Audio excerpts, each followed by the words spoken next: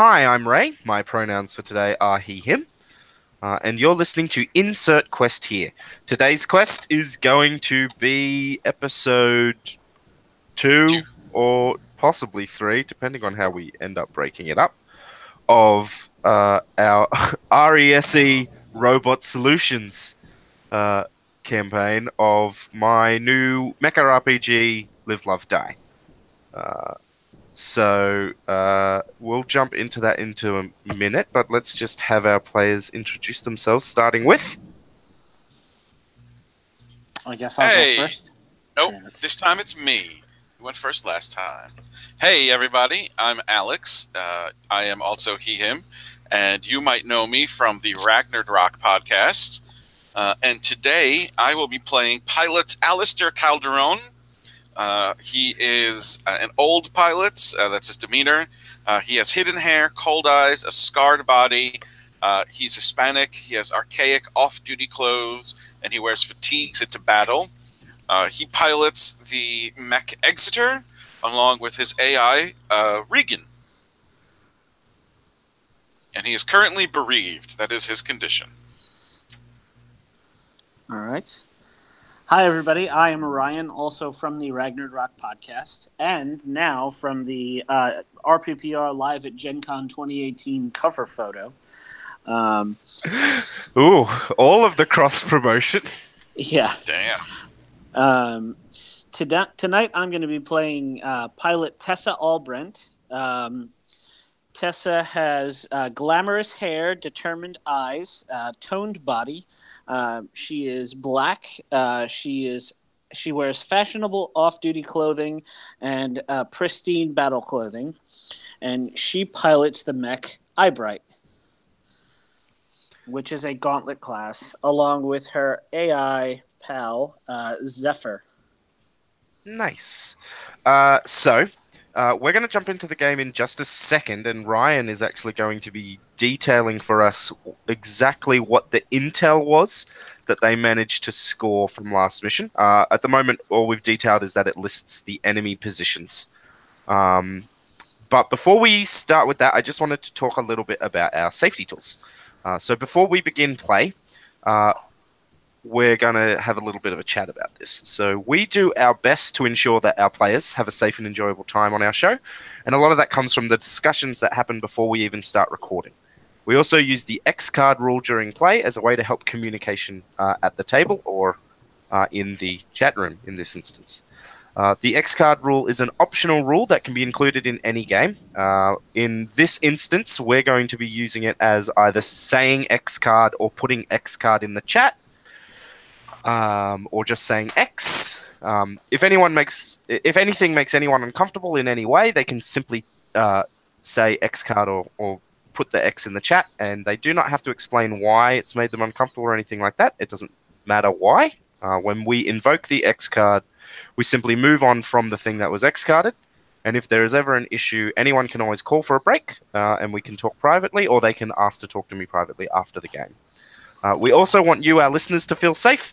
So if anything we do makes you uncomfortable, you have our permission to stop listening, so that you can, and if you want, you can always come back later, but you don't have to feel like you have to. Just make sure that you are putting your safety first, and we just want you to know that if there's anything if you feel confronted by anything and you need to talk about it, you're always welcome to get in contact with us. You can comment on the post, or you can reach out to us via Twitter, or if you need to, you can email us at insertquesthere@gmail.com. This is a new thing that we're starting to do, so we're still sort of refining the script for how we introduce it, but that is the extended script for now. So now we're going to roll into play. So last time we were introduced to our two pilots, and Alistair met Tessa at the new FOB before heading out on a bit of a recon patrol just to double check that a section of this mountain alpine theater that you're fighting in hadn't been turned into a new enemy position. You didn't find an enemy position, but you did find an enemy ambush. A mech that was disguised as a friendly mech, both using some kind of digital RFID augmentation of the codes, and also some physical augmentation to the mech. Uh, and it was jamming you, and it moved very quickly. You managed to bring it down together and had your first victory as a team. And in the wreckage, uh, the Eyebright managed to pull some information that indicated the enemy, that listed the enemy positions. After studying that back at base, Tessa, you and Zephyr have determined that there is a location that you would like to attack with the rest of the forces. So, first of all, uh, what is the enemy position that you have decided to attack? What is its purpose? Maybe it's an ammo cache. An ammo cache? So, how large is it? Is it a munition supply depot, or is it? Okay, that works. Something that's it's hidden. It's hidden in a dense part of the forest where patrols from above can't spot it.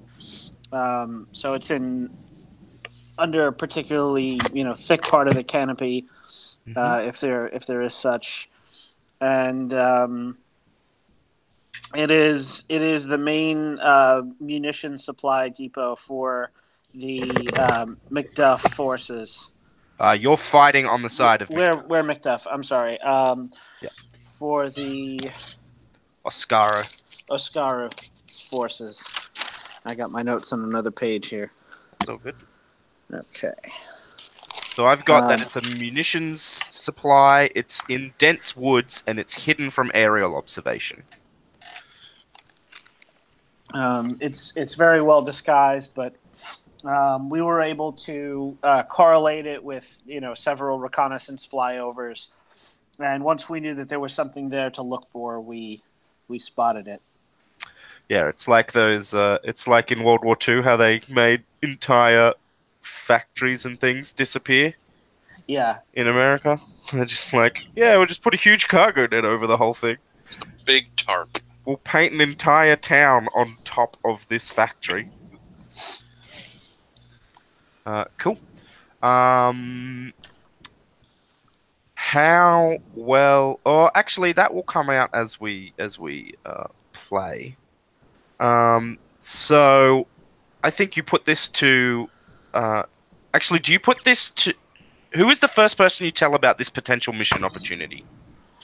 Probably Alistair, because he's my master. I'm his apprentice. So. Sure. So when Tessa brings this information to you, Alistair, how do you respond? First rule, kid, if you want to survive out here, don't volunteer. But we have a wonderful opportunity here. This supply cache looks like it could be serving the entire region. We could cripple the Oscaro forces. Yeah, or we could get killed. Do you think it's worth it? Well, I know that a position this juicy couldn't be undefended, but I mean we did work rather well together out there. Do you think it's worth it?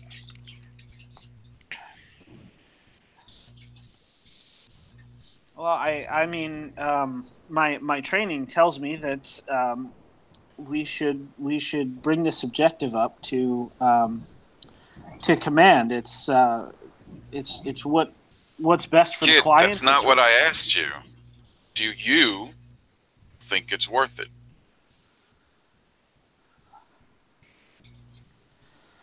I mean, I suppose so. Did Nice. you want to? Did either of you trying to analyze the other's like inner workings? Uh, no, Alistair's not. Okay. He's just looking for It's just speaking an frankly. answer. Yeah. Um, what she doesn't want to say, I'm not going to say, but she says yes. I absolutely think it's worth it. All right, then let's bring it up. Sweet. So you bump the information up to command. My question is, do you frame this as your idea, Alistair? No, So you are letting unless your apprentice take credit? well, okay. So in out of character, would it be better for me to bring it up, like because they're more likely It to will go not for it? affect the way they the way they assess the strategy. It's more about a role-playing opportunity. Okay. Then in that case, Alistair will probably um, open the door, so to speak, Mm, and say, Tessa has this plan. We should listen to her. sure. So the R.E.S.E command. Here's the plan. They say, all right. Well, we'll pass on this target to Macduff, and we'll see what they say. And a couple of days later, you get a sealed data drive as you did on the first day. It's got it's got the Macduff clan uh, crest on it, and you crack it open and you plug it into your computer, and it says that you will be taking Alistair will be taking command uh, of a small force of mechs. Sorry, a small force of shock troopers. They will be also providing you with with a Macduff support mech. So somebody from Macduff is going to be coming on the assault with you, Okay. uh, and they want you to have Tessa devise the tactical plan. Okay.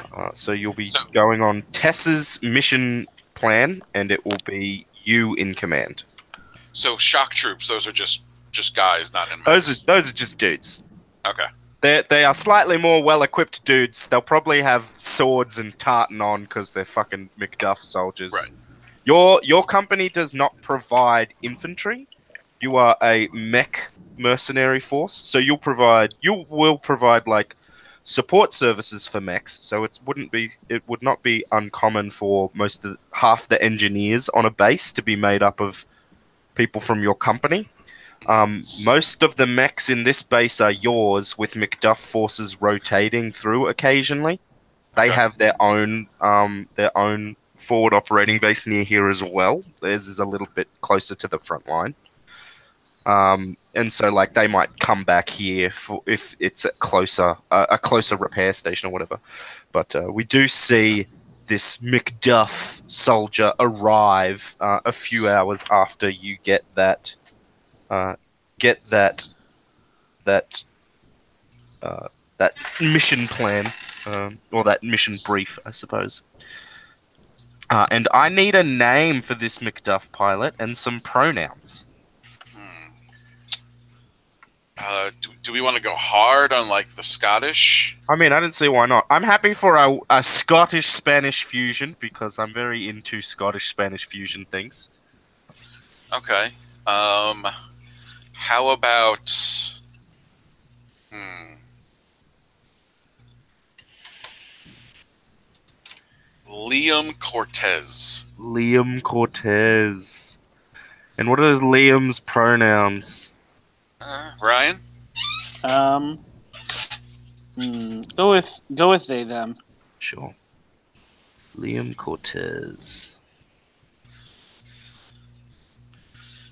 Sure. And Liam Cortez is going to be piloting. Let's look up Scottish folk heroes.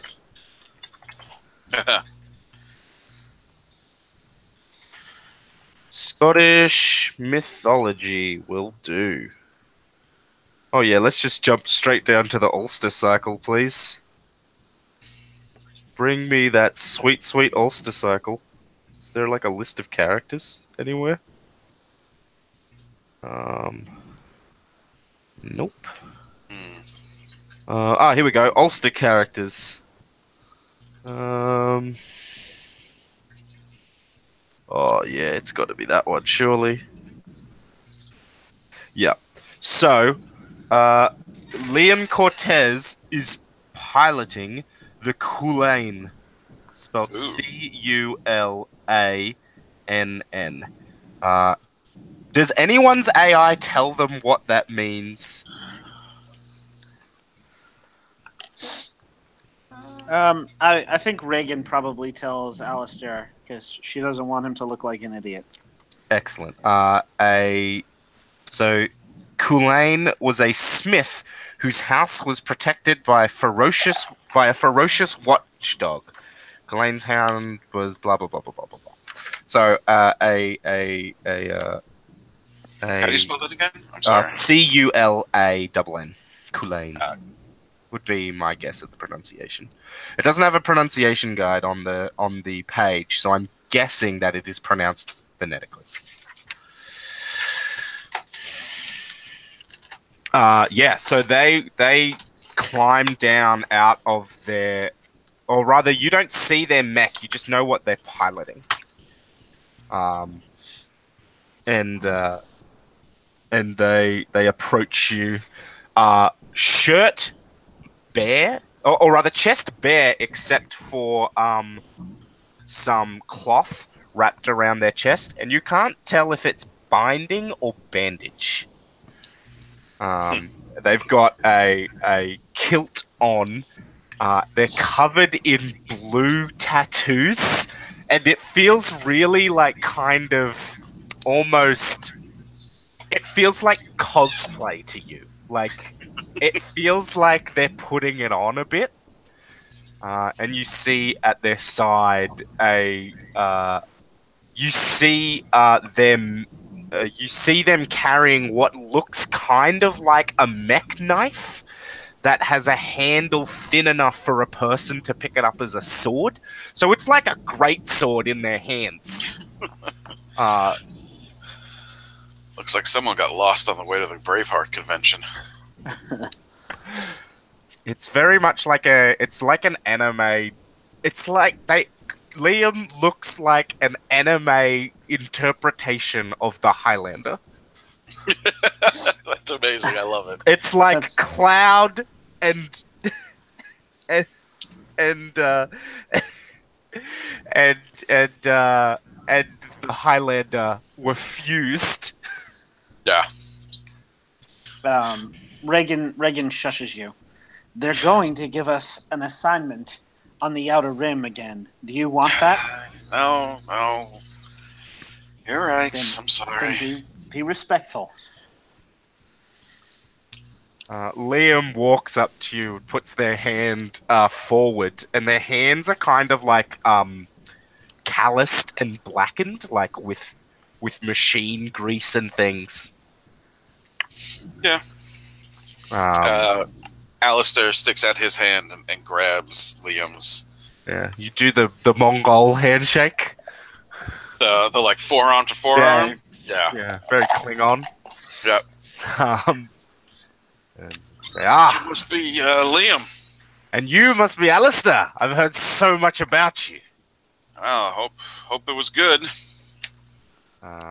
Who was the person that died last game?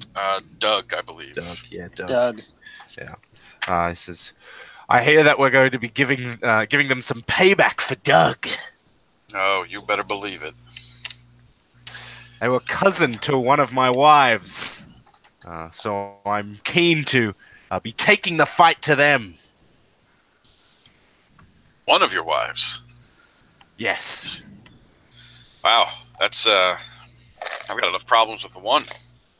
Look, the measure of a great man is how, or woman, or other individual. The measure of a great person is how many people their love can sustain. Sure. Yeah. Well, this here is Tessa. She's the one who's put this whole thing together.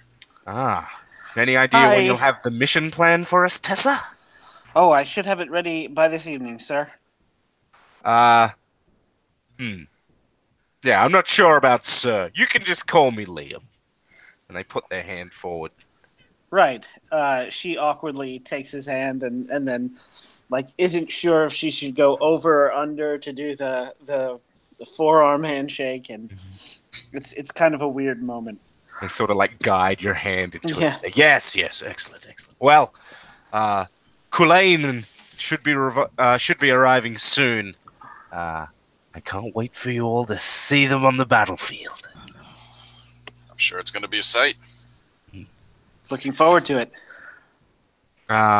So, the way we do planning is, in true mecha anime style, it's assumed that you're going to do a pretty ridiculous plan. So we look to the unorthodox assault move. When your unit makes a wild plan of attack without any regard for military doctrine, state who you are attacking and choose one from each set. This is on page 4. So, who you are attacking is the Oscario munition supply. And I guess, Ryan, you can answer these questions as you see fit. So Okay. you will arrive by, and then just state which one. I really love teleportation. Mm-hmm. Let's see. To help us, we already established we have support infantry.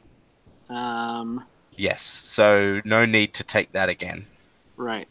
Do you want me to do a second one, or? Yeah, take a second one. All right. Oh, actually, I guess so.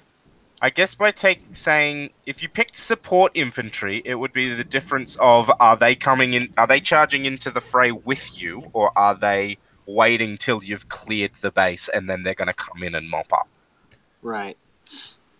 All right. Maybe we have a unit of MacDuff Marines, and they're gonna charge in with us. Sure. So they're proper shock troopers.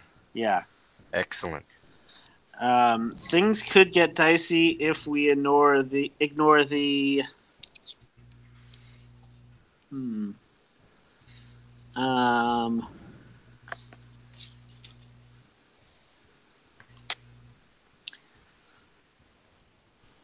I do like dangerous terrain.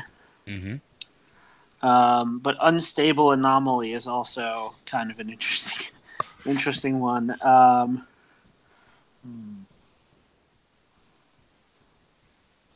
And if you can think of anything else that should be added to these lists, please let me know.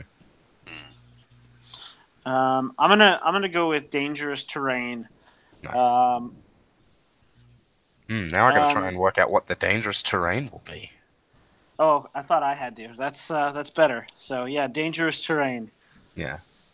Yes, if it's mountainous, it could be prone to rock and/or mudslides. I was thinking that. Dangerous terrain can also be. It does not have to be that it is naturally dangerous. It could just be mined. It just means the battlefield itself is a risk. I mean, a minefield is definitely dangerous terrain. Yeah. So, like, dangerous terrain could also be like, oh, we're fighting in New Holland, Neo Holland, and they've flooded the battlefield. Watch out for the space tulips. Ah! They shoot out poison gas. But our infantry. So I have a question. I don't know if we mentioned this before and I missed it. Do they want us to destroy this munitions dump or capture this munitions? What did Tessa sell them on? What did you tell them you were going to do to it? Did you say this is an opportunity to deny the enemy by destroying their supplies, or we could enhance our own by taking them? Like, I feel like as opportunity affords, we could do the second thing, but at the very least, we could deny them their own primary weapons. goal is to destroy the facility. Well, But actually, if we can capture it occurs to me, if the plan was just to destroy the facility, we why could don't just they we bomb could it just bomb from it, orbit? So I guess it Yeah. is to try and take it, capture it. and then if you can't, mark Destroy light it. Okay. If you can't take it, mark light it.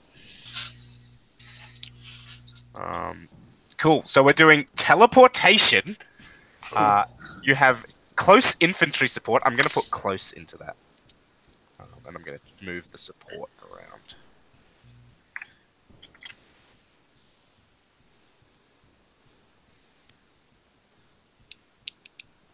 That will be more evocative. So we have, so you will arrive by teleportation. You will have close infantry support to help you. And things could get dicey if you ignore the dangerous terrain. Here's my other piece of paper. Cool. So, is there anything you want to do before we suit up?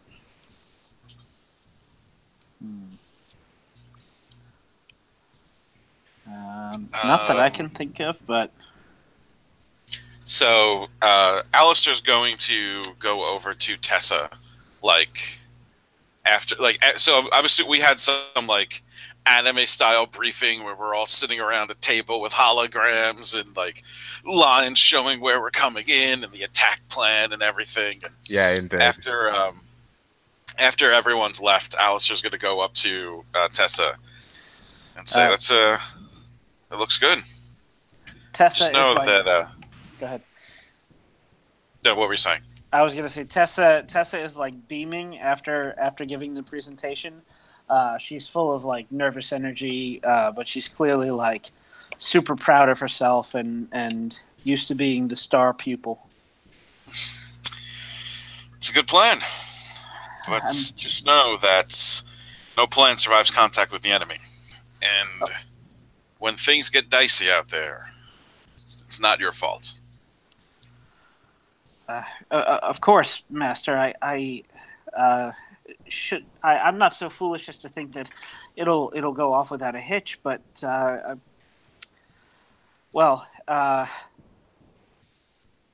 think we have a really good chance today. I do too. But the best laid plans of mice and men often go awry. Certainly, but if we outline as many contingencies as we can, then hopefully we can anticipate what the enemy might do and win the day, as it were, and capture a pretty sizable supply cache for ourselves. I hope so. I'm just saying that it might get tough, and you're going to think, if things don't go all right, that it's the fault of your plan. I'm saying it's not. I'm saying that shit happens, and that sometimes it just does. And when it does, it's not your fault. I understand, Master. I will take that lesson to heart and carry it with me into battle. And she gives you like an awkward smile because she thinks that that's what you want. You want to hear that she's reassured. Alistair gives her a pat on the shoulder as he walks out. Yeah. All right. All right. Cool. Is there? What are you looking for? I'm gonna. Can I bear my soul? You can totally bear your soul. So the thing is that it's just that Alistair sucks at it. Look, that's fine. So bare your soul when you try to show someone your truth, open your heart, speak plainly, or scream your hatred. Roll plus emotion. On a 10 plus, Oh, wait a second. On a 10 plus, give them a condition. Okay, no, that's not what I want. I wanted to do. Is there a move to Like I want? bolster your friend? Yeah. I think that if we're trying to do that, it's probably going to be the new modified fraternizing on duty move. When you Oh, yep, spend there it time is. talking frankly with an ally, Tactical will ask you which one best fits your conversation. A discussion of relationships, life before the war, love, or peace. I don't think that was quite it. No. You talk about the horrors of war, the way you feel in combat, training, or scars. Maybe. Maybe. Troubleshoot Yeah, mech that could be it. glitches, discuss logistics, ask about a weapon or mech, or learn more about academics. It's probably the second one then. That seems Sure. more in line. So, +1 forward to violence. Whatever you pick, as long as you shared, take +1 synergy. So, did you both? Oh, so you don't roll. We just do it. Okay. You don't roll. Did you both share? I did, or Alistair tried anyway. Yeah. Do you think that you were having an open discussion there, Ryan? I think so. I guess a better way of asking that question is: Did you hold anything back? I did not. All right. In that case, you both take +1 to your synergy, and you have +1 forward to violence. Okay, so that puts, at least for me, my synergy at +2. So is that my synergy is +2, or do I have 2 +1s? Your synergy is at +2 because it is take +1 to your synergy, meaning your synergy becomes +1. I guess it should be add +1 to your synergy. Because I just didn't know, like, because there are some moves that use synergy. I don't know if, like, I could divvy it up or just use it. Okay. Definitely, you add +1 to your synergy. Yeah, because when so your synergy will get stronger and stronger and stronger until you hit, until you want to go from, until it tries to go from 3 to 4. When it tries to go from 3 to 4, you effectively level up. Gotcha. You clear it back to 0, and you take a bunch of bonuses. Cool. Some of them are just for the moment, and others are permanent increases. But that's the we're bonded move.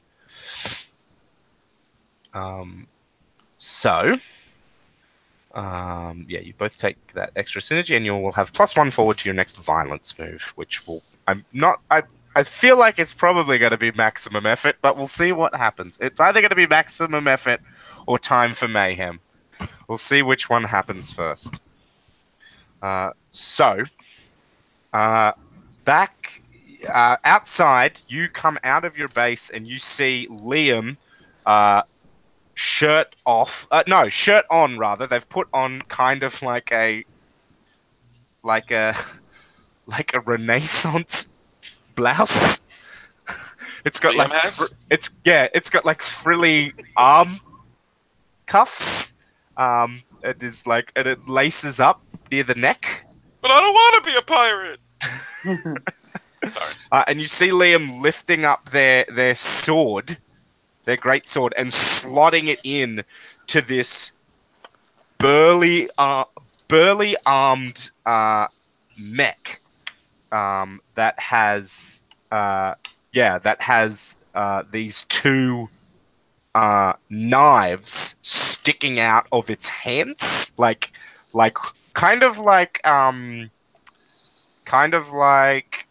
Edward's hand sword from Full Metal Alchemist. So, like, comes off the wrist, kind of? Yeah. Okay. And you see them sticking out of it, and then you see it like after that's clicked in, you see its fists unclenched, and the knives like retract into its forearms, and it's got this huge steel kilt on it that is in the pattern of Liam's tartan. And you see Liam like swing up into Cullinane, and is anyone trying to discern what other modules Liam might be rolling with? I feel like Tessa probably is. Sure. Do you want to make me a I know that machine roll? Sure. So that's 2d6 plus technical. Tessa is a bit of a gearhead. All right. That is a 9. Nice. On a 7 and 9, it's hearsay. So you're pretty sure that you see a lasercom module, and you had heard that those were being deployed more widely as it seemed the Oscario had circled back around to using jamming again, especially after your ambush. But you have also heard rumors that the Cullinane can split its arms and in two, so that it has 4 arms instead of just 2. You're not sure how true that is. You can't see anything on the limbs that suggests that it'll do that, but it's a thing you've heard of. And you had also heard that there might be jamming being deployed on this mission. By us? Yeah, and you haven't been equipped with modules for that yet, so it would make sense that it's on the Cullinane, but you can't tell for sure. It definitely looks like maybe their mech might be kitted out for... I mean, it's named after a mythological smith, right? So maybe they've got the repair kit and stuff, but you're not sure. It's hard to tell. But it's got integrated weapons, and it's got lasercom. There might be other modules it has that you're unsure of. Okay.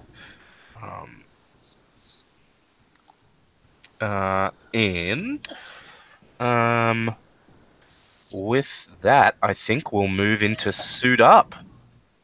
All right. So, suit up. When the team prepare to go on a mission, Tactical will tell you your preparedness. Roll plus preparedness once for the whole team, and each choose for yourself. So, who is going to roll for the team? Why don't you do it, Ikas? Oh, all right. Your preparedness is... Let me actually consult my preparedness guide, because I did write a guide for how to do preparedness. Where is it? It's right at the bottom.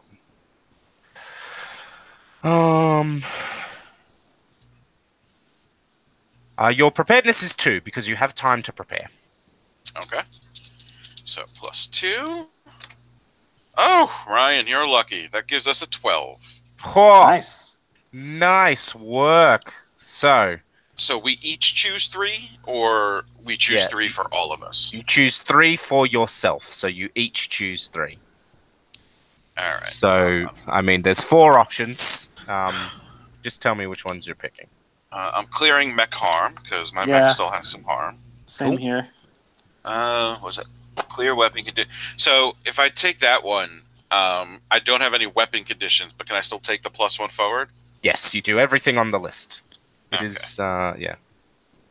It is clear weapon conditions and then take +1 forward. It is not take +1 forward because you cleared weapon conditions.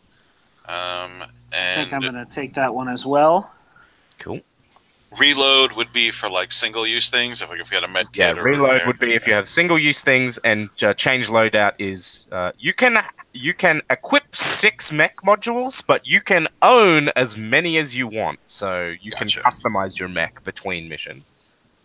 Well, I don't have any other modules, unless I just want to unequip my modules, which I don't. So I don't need this shield. Fuck this armor. Fuck heavy armor. Let's go light. Let's go svelte. Yeah. My chassis is going to be a nudist today, just en natural. Oh, well, then you want to take the light frame. Mm-hmm. Your mech's calm clock is 2. It's basically just a cockpit on stilts. Yep.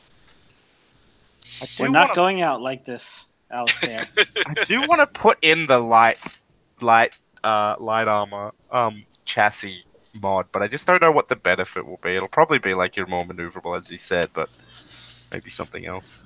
Yeah. Yeah, give it a tag or can equip can equip 2 maneuver gear for free. Take acceleration gear and flight enabled, and then take hydro gear. Oh. Be like, fuck you, I'm all terrain. Just what we need, a giant jet skiing robot. Giant jet skiing, rollerblading space robot. Yeah, cool. So everybody's picked. I don't think you guys had pilot harm, so No, we I did did not. We did. I didn't have. I wasn't down any ammo, so I'm good. Are we allowed to choose the last item on the list twice, or is it once per? no. You can only choose an option once. Okay.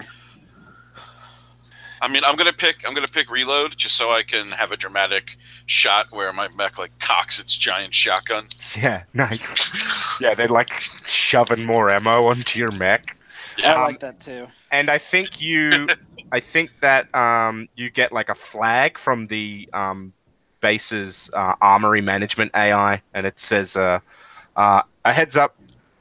All pilots, you have been fitted with with a laser comm module.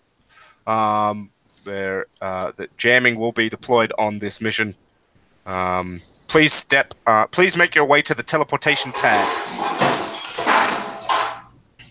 Oh, Uh-oh. Hang on a second. Okay. There was a huge crash from the other room. I'm gonna be right back. Indeed. So can I add laser comm to my mech stuff, or is it just a one-off thing for this mission? Add laser comm to your mech modules. Cool. And they have Laser been put comm on your mech. So laser comm is a pretty cool module. I'm just going to scroll down so I can read it out. Where is laser comms? You can communicate with any mech equipped with laser comms within line of sight. This module is not affected by jamming. Cool. Is planned. I'm sorry. So we know that Kulain has one too, right? Yes, indeed. Okay. You've worked that That'd be out. stupid if they didn't. Yeah, they're just like, nah, fuck communication. I think we need a name for this stormtrooper squadron that's going to be teleporting in with you. And I'm back, guys. And it's So from add laser comm to your list of modules that you have equipped. It's from Okay. the McDuff. So they're a war band, effectively. They're just a war band that if you had to file them into a traditional military, you'd be like, they're shock troopers. Yeah.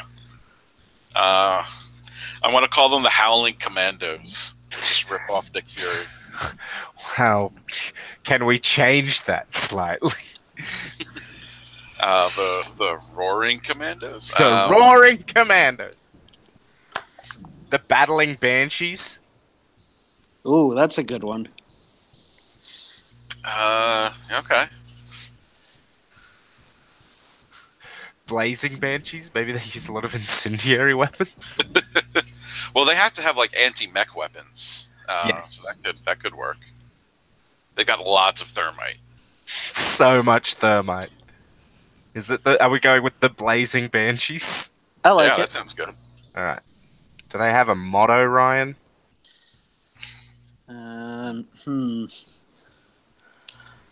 When you hear our cry, it's too late. I mean, if they're an all-female group, then it could be "We go where men won't." But it doesn't have to be an all-female group, and it doesn't have to be that motto. I do like that they're an all-female group of of commandos with thermite charges and great swords. yeah. Thermite charges, great swords, and SMGs. I would imagine they have like thermite launchers, like grenade launcher tubes, but it's just thermite charges. Oh no! Okay, so it's a blunderbuss, right? That shoots out. Oh god! It shoots out globules of thermite, like the grenade launcher in The Dark Knight that he uses. Mm-hmm. You know, when he's like firing it at the wall, and it's like a sticky gel. Yeah. It's got the timer in it. Yeah, they have. That's what their launchers are. It's a thermite slime gun. Oh god. So I think they're in that case their motto should probably be "hot enough to melt steel." Is that a good motto? I think it's funny, but I don't know if it's a good motto. From the fires of hell. From the fires of hell could work. I mean, hot enough might be good. Too hot. Hot enough for you? Question mark. Hot enough for you. Got thermite? Their emblem is a screaming skull that's on fire.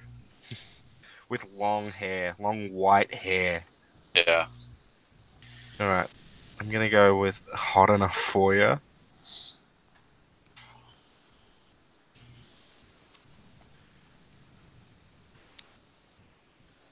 Cool. All right, so you step forward onto these large pads. They kind of look like they're made out of quartz or something, in a gold ring. And as you step onto them, you're worried that they're going to crack Tessa, because you've probably never done a teleportation insert before. At least maybe you've done like a simulated one where they like feed your mech data to make you feel like you've been teleported, but I feel like it's an expensive process, so they don't use it often. I messaged Tessa. How long ago since you ate? A few hours. Why? All right. Just hope you keep it down. You should be fine.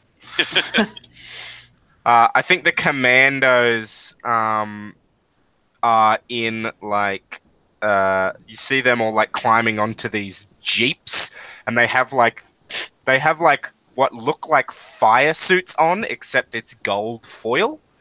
And you would know that is tearaway safety equipment that you wear when you are infantry teleporting. Exposed to the And you see them like clipping themselves on using like harnesses to these like unarmored jeeps, and they start like revving the engines. I think there's maybe like 2 or 3 of them. How many are in this infantry unit, or does it not matter? It doesn't matter. Okay. There's 3 cars worth. Gotcha. There's a car for each of you, basically. So a squad for each of you. So it's probably like what? Between 33 and 20 something. All right. Yeah, and so your AIs start counting down to the drop. And it's like 5, 4, and then you see like lightning arcing up your mechs and over the infantry around you. Your laser comms start flickering. I think maybe one of the AIs goes, "Ooh, tingly." Actually, it would probably have to be Zephyr, because I don't think Reagan has any kind of capacity for touch sensors or any ability to know what touch feels like. No. Whereas we've established that Zephyr can feel through Tessa. Yeah. So Zephyr says, "Ooh, that's tingly. Ooh, I can feel tingles." Does everything taste blue to you? Don't worry about it, Zeph. We'll get through it. And then I think we will. Your plan is great. Then I think we see the quartz plate under you start like a kind of a hum flash, like it moves in from the outside of the ring, and then moves back out again. And we just see this strobe a few times. It's like 3, 2, 1, and then suddenly there's like a sucking sound, like everything's being pulled into the middle, and you feel yourself like jostling around like the teleportation scene in Contact.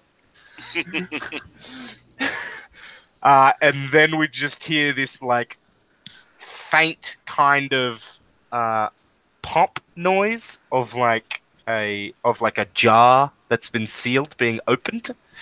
Okay. And then you're in the middle of a forest, and there's just this loud crack whoosh noise, like an airburst bomb going off. All the trees around you just get turned to splinters, and the jeeps start roaring off in 3 different directions. And you see the banshees tearing off those gold uniforms as they seem to almost be burning. Well, they know we're here. And there is this blasted out, like, no crater explosion zone of 0 trees, and you see maybe a mech or two quickly scrambling to draw lines on you. What are you doing? Kool-Aid, activate the jammer.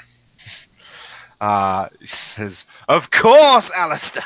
And you see standard radio comms drop, and then your laser comms pick up. It's Exeter in the field. Of course, yes, Exeter. And then you see them, like, fling their arms to the side, and the knives shoot out, and they charge towards one of the mechs. And you see the Kool-Aid leap into the air and just jam a knife straight into the face of one of these mechs. And then as that mech, like, tries to pull their mech SMG around, you see the Kool-Aid, like, slice through its wrist, and the guns sort of go twisting into the air, and then they're just, like, slamming their fist into the front of this mech as their knife, like, punctures into it. What are you doing, Exeter? Can I do the maximum effort move? Yes, definitely. So, all right. What does that look like to begin with? So Exeter raises up the shield and gets ready, and the sensors in the head of the mech, sort of like Terminator vision, like it's a red overlay to everything. And Regan is taking in all the sensor data to see what's here, what's in the field, if there are any concealed mechs or anything like that, just to bring all this data, and then she parses through it. So when you and your mech's AI take a moment to steel yourself for the fight ahead, roll plus violence, and you have a +1 forward to violence at the moment. So you'll use that up on this. On a 10+, ask tactical 2 questions about the enemy from the list and add +1 synergy. So I got a 7. Nice. On a 7 to 9, you get to ask 1 question, and you do not get synergy. So what question are you going to ask? Let's go with, but we know who the enemy is. What has the enemy hidden from us? The enemy has hidden from you that this is not just a munitions depot, but it is actually a experimental deployment facility, and they have a new mech here. And the way you can tell that is from all of the supplies that are over near the depot, and you see, like, the kind of diagnostic equipment you would have for testing a mech. Yeah. And you see that they've set up, like, you can see that they had been hiding targets in the trees here. They were probably getting close to doing a firing test.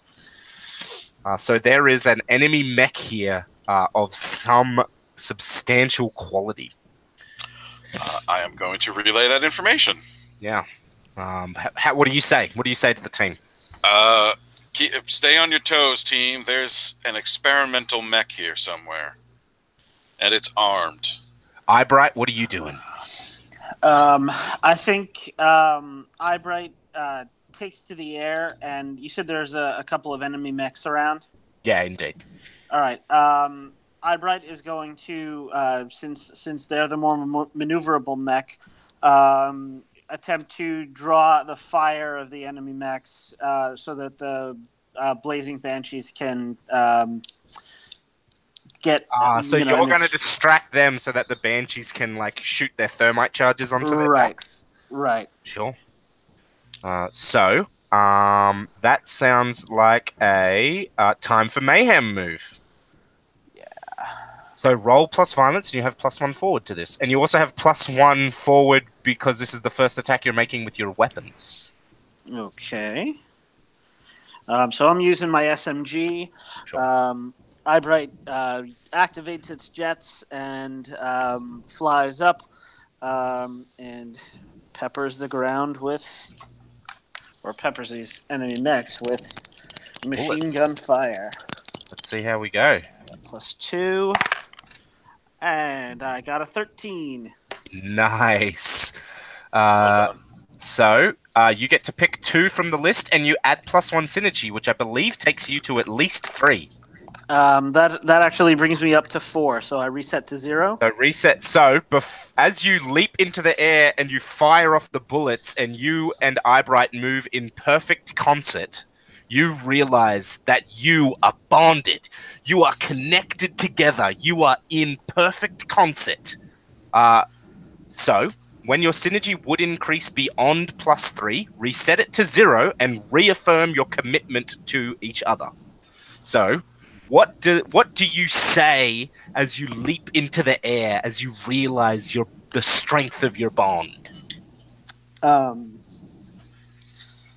I think I say to Zephyr, do you feel that? It didn't feel like this in The Sims. No, this is so much more real, but so easy. Nice. So, reaffirm your commitment to each other and pick 2 from the list. There are 5 options. I'll read them out for everybody at home because this is the first we've seen of the We're Bonded move. So you can redefine your relationship and or change your demeanor. You can remove a condition. You can add +1 to emotional, technical, or violence, up to a maximum of +3. You can take +1 forward to your next move, or you can clear 1 harm from your pilot or mech. So some of those are for if you hit We're Bonded in the middle of a really intense fight. And some of them are just your standard advancement stuff. Okay. I think that I'm gonna take that +1. I'm gonna add +1 to violence. Cool. So now your violence will be at 1. My first real combat experience, Mm-hmm. and it is adrenaline junkying up the both of us. And I will also. I feel like our relationship is good for the moment. Like we're still in the Crush phase. the crush phase. The relationship is in its honeymoon. We're good with young lovers as a descriptor. I don't have any conditions, and I don't have any harm currently, so I'm going to take +1 forward to my next move. Nice. And so then we will resolve your time for Mayhem move. You get to pick 2 options from the list. I would suggest that you put them where you want them, because narratively that's what you're doing, and you will also take +1 forward against that target. All right. Actually, I believe that everyone takes +1 forward against that target. So I won't use it up on the Banshees attacking because I don't roll for them. But if Alex decides to attack them, then he'll get the +1. If you decide to attack them, you'll get the +1. Yes. First person to attack them and have to roll will get the +1. All right. And what was the other option you were going to take? So since I'm just trying to distract them so that the Blazing Banshees can do the real harm, I'm going to avoid taking damage from the enemy. Yeah, you're just too fast, too nimble. The Eyebright is a precision machine. They like turn their big mech rifle and they're like pulling it in single shot, trying to hit you. And then you see them like flick the fire control switch on the side of their mech gun and start like unloading full auto. And that's when you see that Jeep drift around and like 3 of the Banshees on the back are just firing, each fire off a volley from their fucking slime gun blunderbusses. And you see these bright orange globules stick to this like Oscario mech. And then they like slam the car forwards, shoot between the legs of this mech, and it just fucking explodes behind them. So is it destroyed, or are there any? Is I it think still that one's destroyed because it's basically a cannon fodder mech, so like narratively, Gotcha. it doesn't take a lot of harm to kill them. Okay, but there's another one that's still walking around. Yeah, there is ample mechs for you all to make a good Gotcha. first impression. Okay. In that case, Exeter is going to run up and shotgun one of them. Yeah, so you just fucking body slam into one of them. Yeah, oh no, you run close and you're firing as you get close to them. Yeah, so I run close with the shield up to defend myself, and I was thinking about it, the shield has a little cutout in the side, so I could like knock the shotgun into it. Yeah. So I can like fire forward and still block myself. Yeah. I think narratively, actually, you roll your time for mayhem. The other mech is destroyed, so and you do still have your +1 forward for first attack with your weapons. So. Oh, is that what that's for? I thought that was +1 damage. No, it's +1 forward. Okay. I'm gonna go down and make sure the wording on that is correct. Well, that doesn't. It's still a 5. So. Oh dang. Well, I'm gonna say that because you have your shield, you don't take damage. Okay. Because you did describe that you put it up in front of you, and so narratively, I think that makes sense.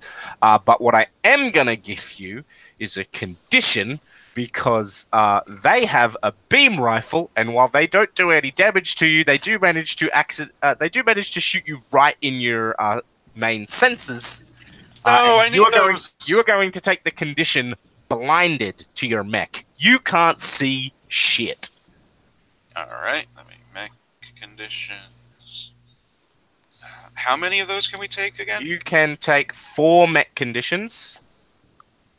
And 4 pilot conditions. And 4 pilot conditions. And when your conditions when you have to take another condition but cannot replace an existing condition with the new one and take 1 harm because like your system has deteriorated so bad that it's broken. All right, so I guess in your cockpit, an alarm starts sounding, and Reagan says, "Alistair, the forward optical sensors have been completely overloaded." Well, fix them. Doing my best. Yeah, you're trying to like cool down the sensors, processes, and stuff. Reboot as the screens inside the cockpit just go dark. With like a system error message just coming across. Yeah, and I believe that you see out of your mech you described previously as like a VR headset. Well, it's more like the way I was thinking is very much Titanfall. So like when the cockpit closes, yeah. It's like inside the whole just becomes a screen. Yeah. So I imagine it's like it just went black and there's like a red error text on the on it now. Yeah, indeed. So yeah. Oh man, you're screwed. That actually gave me another idea for a new module. I'm not sure how useful it would be, but like an image stay module where it's like when your mech is blinded or has its sensors completely disabled, your mech will project to the last image that you saw before it got blinded as your view screen. It's like, okay, well the buildings are over there and that mech was there, so how far did he move? Blind sight, even when you're blinded, your mech, maybe it could be like a radar thing. So if for whatever reason you can't see, you it's can an use idea for a module, but I'm not sure how much I want to make modules that overcome specific conditions. Yeah, that's true. That might be a bit annoying. Although I guess it could work against the smoke launcher, which could be kind of cool. But anyway, Eyebright, you're up in the sky.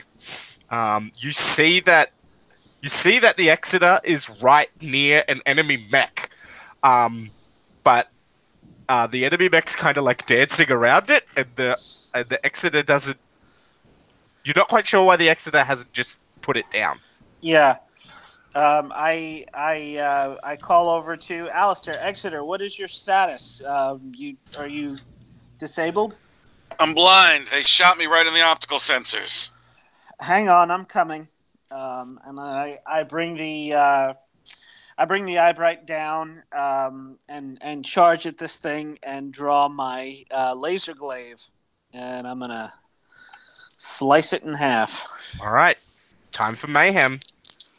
Let's see how this goes. I'm gonna use that +1 forward, and I've got 1 violence again now. So Yeah. Snake eyes. Well, you swing in, and this thing just manages to miss you, and then it fires its beam rifle. And you take how much is the standard mech gun damage? How much is the mech SMG's damage? 2 harm, far 2 harm. area kinetic. You take 2 harm. Oh.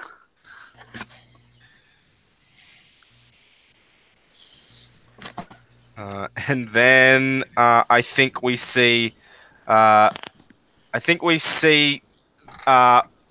Banshee, one of the Banshee's jeeps, like driving past, and one of them like leaps off with their sword drawn, and you see just as they get close, it starts to like glow red hot, and it just slices into the one of the leg armors of this mech, and that mech like goes to kick out its leg, but the Banshee's already run past.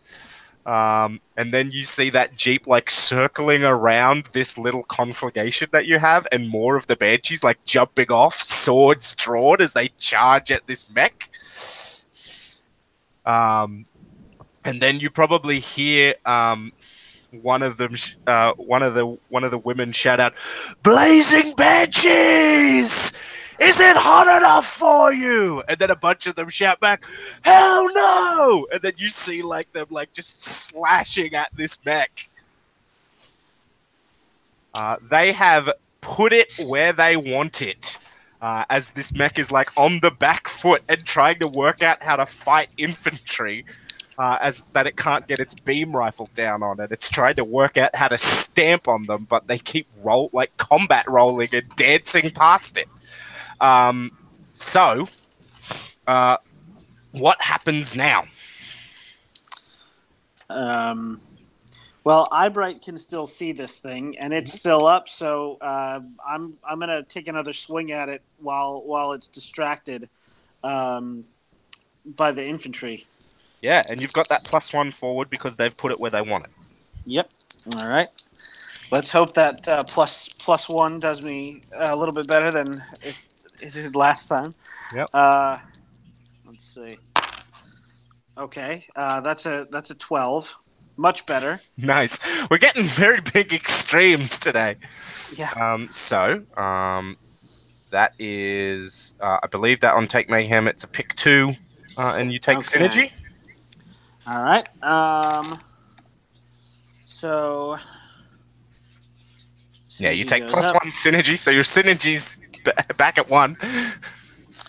I'm gonna say that I deal harm to the mech, and I avoid taking any damage from the enemy. So it's too distracted, trying to strafe the Banshees with its beam weapon, and I get off a really good shot at its major systems, its torso. Yeah, sure. And how much harm does your weapon do? The laser glaive does 2 harm. It's quick, and it's an area weapon. Yeah, so that means that you could, because it's like a big pole arm, you can like sweep a whole area and strike a bunch of enemies. Okay, so that doesn't matter. So it's just 2 harm. Yeah. Cool. So you jam that in, and you see the... are you dealing harm to the mech or the pilot? I'm dealing harm to the mech. Cool. So you jam it in, and you like see it like start to glow, and it like sort of drops its rifle, and you see it like reach back behind it and pull out like a mech combat knife, as it's like, and then it like leaps back, and then you can You get the impression that it's like trying to talk at you, but it doesn't have a laser comm. And then it like charges forward at you. What is the blinded Exeter doing? Is there a way I can be unblind? Not really. It's a condition. You have the condition until you clear it. Well, that's what I'm saying. How would I clear the condition? Ways to clear conditions are mostly side effects of activating other moves, although Didn't see. I know the Kulainen might be able to clear it because they have the repair kit. Okay. There is something where you can clear a condition. It's not an active. It's hard to clear conditions in the middle of battle because it's like things that have. Okay, so I'm going. So Alistair says to Regan, "Turn up the outside mics," and he's going to try to use the stomping footfalls of the mechs to find one to shoot. Sure. So I think. I think that might be a. I don't think that that's a roll. I just think that you're trying to hear mechs by sound. Maybe. Where was it? There was one. Where your mech helps you. Yeah. No. Where you work together. I've got you. Yeah, I've got you. When the pilot and AI help each other to escape danger. Yeah, I guess roll synergy. All right. Oh, that's a 6. Yeah, you're you're sweeping around. Wasn't a great plan. I think you sweep around and you're aiming the shotgun at Kulainen as they charge forward. You don't know that you're aiming it at Kulainen, because you're like, hang on, loud footfalls. Yeah. Of a mech charging towards you, and I think the Eyebright sees this, and Kulainen sees this. What happens? I mean, if you don't tell me, I'm going to shoot him. Exeter, hold your fire! What? God damn it. And then I think over the comms, Kulainen says, "Oh, that was a close one!" And then they like grab you, and they're like, all right. Eyebright, you need to take out that machine! And I think we see like them like their mech like opening up panels on its armor and pulling out like little tools. It's like, Regan, I need you to feed me the data on your damage. Yeah. Uploading now. And the voice you're hearing, it sounds like Liam's voice, except like older and more like terse. And you realize that you're talking to Liam's mech, which identifies itself as Cortez Sr. Yeah, I was going to say his father. That's weird, but okay. Yeah. All right. So in that case, Eyebright is going to go in for the charge again with the pole arm and try to knock this thing off its feet, so that the Banshees can get another shot at it. Nice. All right. Maximum effort. I mean, not maximum effort. Time for mayhem. Time for mayhem. Okay, that is a 7. Nice. Pick one. All right. I'm gonna say that I put them where I want them. You trip them? Eyebright charges forward and knocks into them with the pole arm, knocking them off their feet, opening them up for a thermite attack. Nice. And I think as you knock them over, they manage to jam their knife into your hip as they go down, and they rip the knife back out. You will take 1 harm. Okay. And you will also be taking... Actually, no, you don't take any harm. You take a condition. You take the condition hobbled. Ooh. So I think that's going to affect when you try to maneuver on the ground. I was going to like, yeah, you take harm and you take a condition. I'm like, no, you don't. That's way too powerful. That's mean. Just a regular knife. All right. So I wince in pain as I feel this injury. Um, Zeph, what's the status on our hips? Oh, it's not looking good. I've rerouted what I can, but it's going to be slow glowing on the ground. All right. Let me know if I'm running low on fuel. I'm gonna lean heavy on the jets. Okay, will do. Brilliant. And I think with that, we're going to have a look at the repair module, which is what repair kit rather, which is what Kulainen is using. A repair kit. Blah blah blah blah blah. It says clear one harm. I'm going to clear one. I'm going to add that, make that be clear one harm or condition.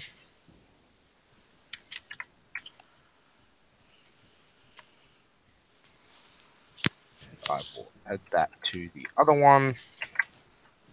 Except you can't clear it. I don't think you can use the medical kit to clear a condition from the pilot because the conditions on the pilot are all psychological. Yeah.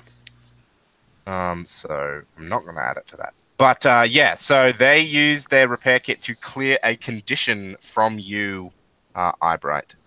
Not Eyebright, Exeter. Exeter. Oh, so the screen blinks back into life, and Alistair can see again. Oh, thank God! Thank you, Colleen. Not a problem. Now let's fuck some shit up. We were just doing our duty. I think as you say, let's fuck some shit up. We hear the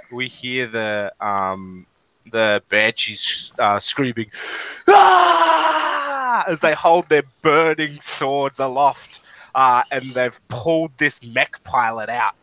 And they look to you, Alistair, and they say, "Are we taking prisoners today?"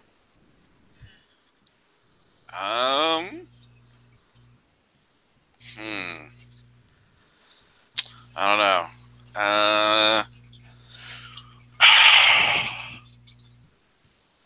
Does Tess's battle plan allow for the taking of prisoners, or does it assume a quick assault?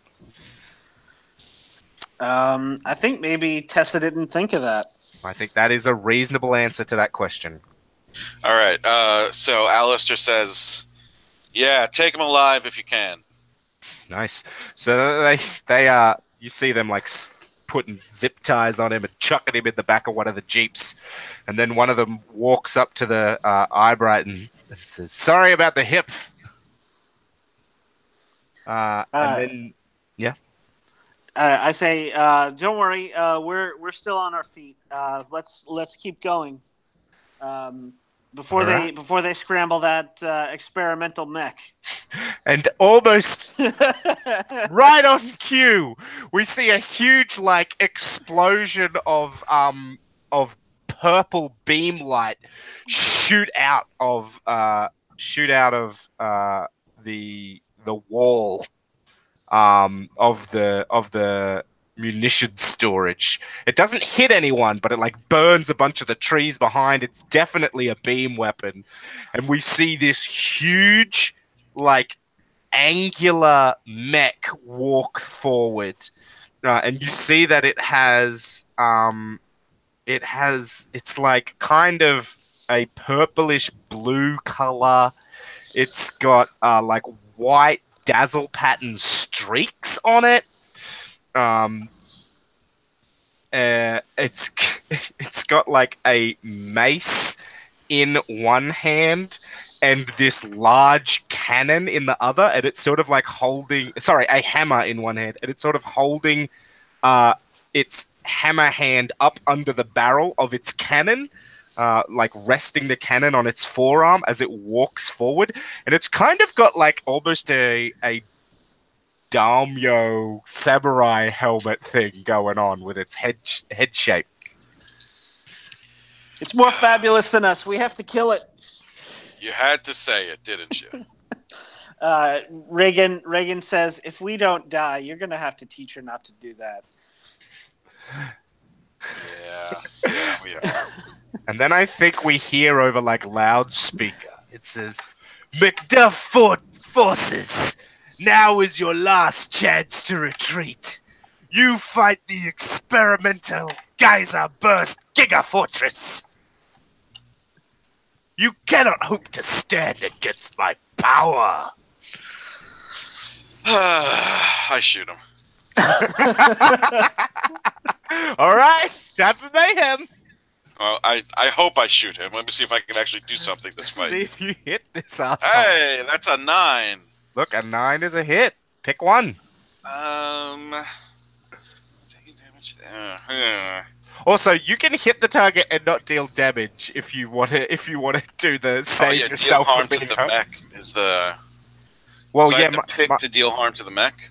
yeah. My point is that if you wanted to, if you're worried about dying, like, don't assume that because you picked, you don't take damage, that you didn't hit it. It just means you didn't penetrate its armor. Right. No, I'm gonna deal harm to the mech. Right. Exeter's in a good spot right now, and Alistair's a little pissed. So that's 2 for my shotgun. Nice. So you deal 2 to its super heavy armor. Of course. And then I think, yeah, your like shotgun like smacks into its armor and it's like scratches its faceplate and it like looks to you and shoots you. Like its eyes seem weirdly expressive. And you hear it shout, "You dare to fire upon the geyser burst?" Oh boy. And I think I'm tempted to give your pilot a condition. Okay. I'm gonna give you worried. Because I think it's been a while since you've had a real fight in this war. Yeah. Okay. And this is a real fight. Yeah, Scarro are gonna mess us up real bad. Oh God. And then I think we see like sort of streaks of light coming into the barrel of their weird cannon. And you hear him shout, "Firing sword off geyser cannon!" At least he tells us what he's doing. Yeah, I think Kool-Aid like rolls out of, sort of does like a Power Rangers flip spin to the side, and scoops up the assault rifle from the mech that they cut the hand off as they flip through the air. What are you guys doing? I think we hear the Banshee shout, "Scatter!" They don't even go to their jeep. They just fucking run. So, question. right. So the shield gives me +1 when defending. Yes, which means you say, like, so that can affect your "I've got you" roll. When you say, like, "Oh, I, like, raise my shield to protect myself," because Gotcha. that's trying to avoid danger using... Yeah, that's what I'm going to do. Exeter is just going to, like, raise it, like, duck down behind his shield, its shield, so it's completely covered. Hopefully. Yeah, all right. You roll me a "I've got you" roll. And that gives me the +1 from the shield. Yes, so you'll be at +1 plus your synergy. Synergy, okay. 7, 8, 9, 10. Aha! Nice. You avoid all danger. What is the Eyebright doing before I narrate everything? I think that Eyebright is going to raise its SMG, keeping its distance because it is kind of immobilized for the time being, and is going to attempt to. This thing is obviously some kind of energy weapon charging up. So if I can like nick the power conduits or the You're gonna try and sunder their weapon. Yeah. I think I'm going for like a crash and burn when I use my knowledge of Oh, mech systems and yeah, go for information it. warfare. All right. Yeah, let's do crash and burn. So I'm gonna try to deny them that opportunity. Yeah. Let's see. I say on their mech, but you can actually put it on their gear as well. Okay. Um, in that case, I got a 10. Nice. Do you want to put a condition on their mech or on their weapon? Um, hmm.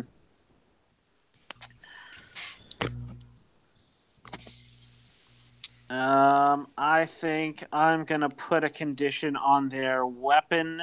What is I'm that gonna condition? um, I'm gonna say that it's shorted out. Shorted out. Yeah. So it's like charges up, and then you fire your gun, and you just manage to hit it as you see the Exeter raise their shield, and you nick their gun. It releases its charge. You can tell that it releases its charge early. It hits the Exeter's shield and just has no power as the Exeter just diffuses what little burst remains. And you can tell that guy is pissed. Say, "How dare you!" And they the Giga Burst, yeah. they toss the guys a cannon aside. I before they get to do anything else, I activate the speaker on the Eyebright and I say, "Ordinary bullet attack."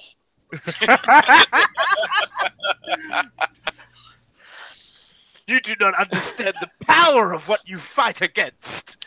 And then they take their hammer and and you see them like throw their arms wide, and then you see all the armor panels on their mech open up. Does anybody think that their pilot might know what this means? Maybe? Sure. Then let's make a I know that machine roll. Oh, well, I'm about to not know. You might. You might. No, I got a 4. Oh, well, yeah. It means bad news is what it maybe means. he's shedding his heavy armor. That's a thing that you've seen mechs do before, where they like eject all their heavy plating so that they can maneuver quickly. Okay. So you're like, oh, brilliant. We're going into melee. Is your initial assumption. And then you see a bunch of energy balls launch out of the gaps in their armor and just blanket the battlefield. And it starts to the left of you, where Kulainen is, and it starts to strafe across. They are using a barrage system. Oh crap! What do you do as they saturate the fucking battlefield with energy balls?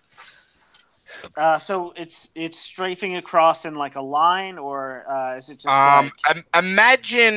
Imagine like a saturation attack from like a missile destroyer or something, except the missiles are energy balls.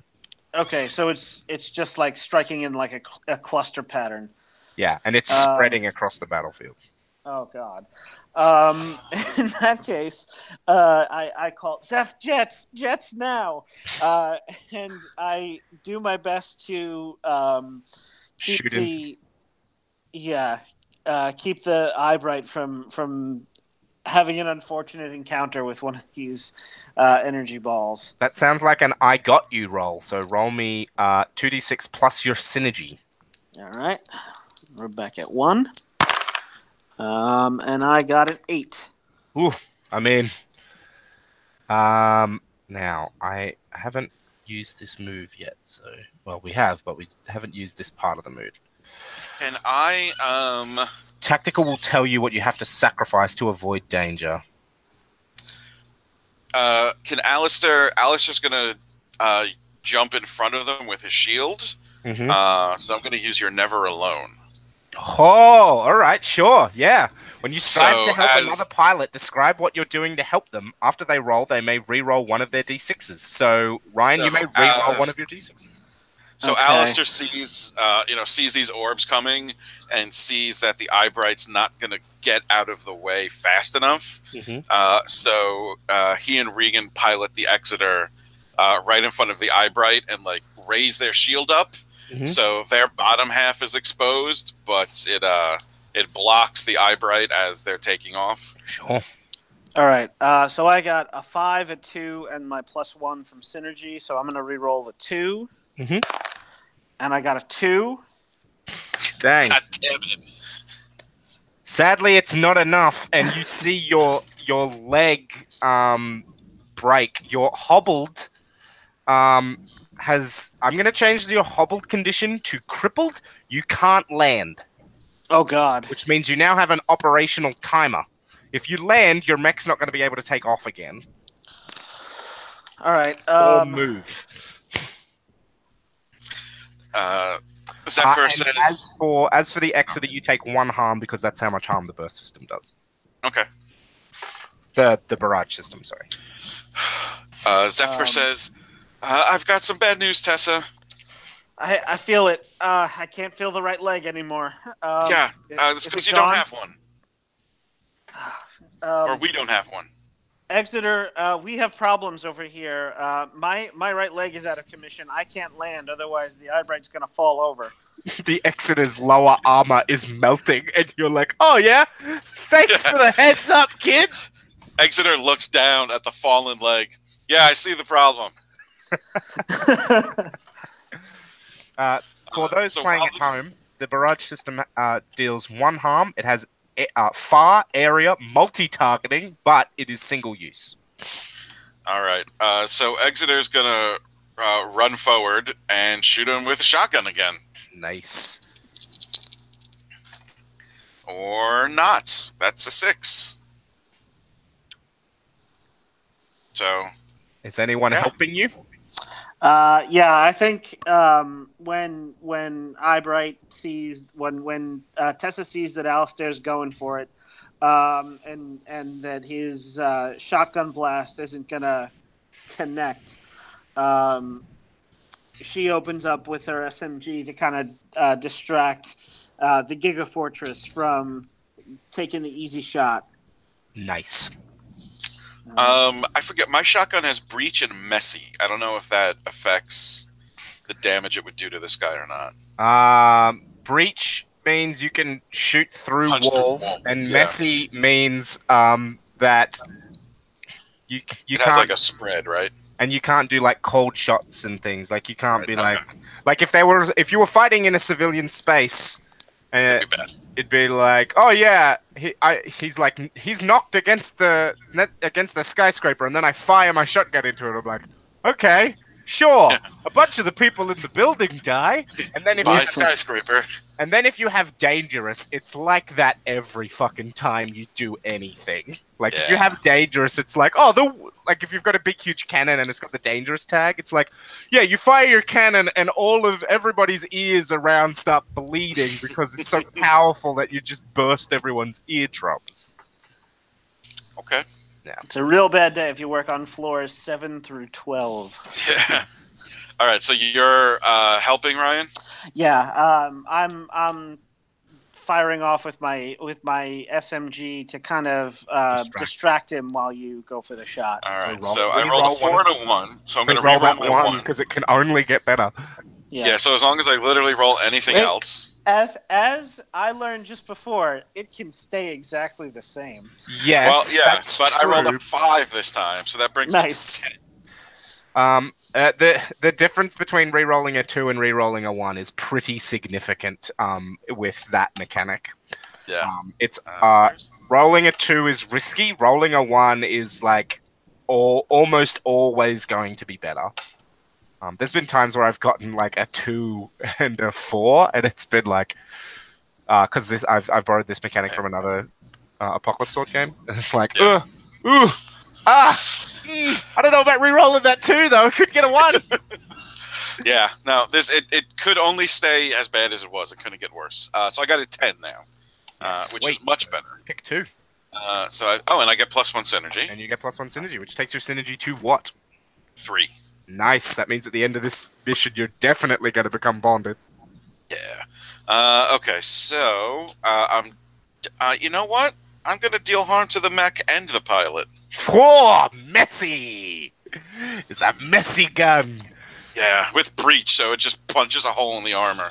Fucking A, So it does. so this is can I narrate that? Yes, they will hit you with their hammer during this if you want to roll that into your description, but it's going to be pretty low harm. That makes sense. So Exeter runs forward, and as all of its armor is like as the launch systems are retracting and the armor's closing up, the Exeter runs up and just shield bashes them to like knock them off balance for a second, and then just brings the shotgun right up close to the cockpit or where they assume the cockpit would be, and just boom pulls the trigger, and then their hammer comes down on them.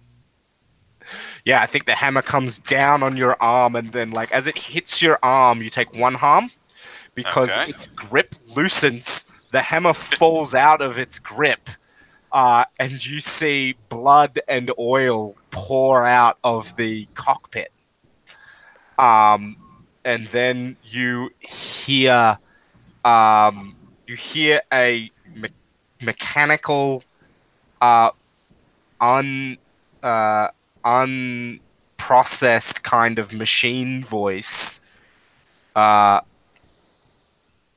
just sort of whispering over the speakers, "Don't go.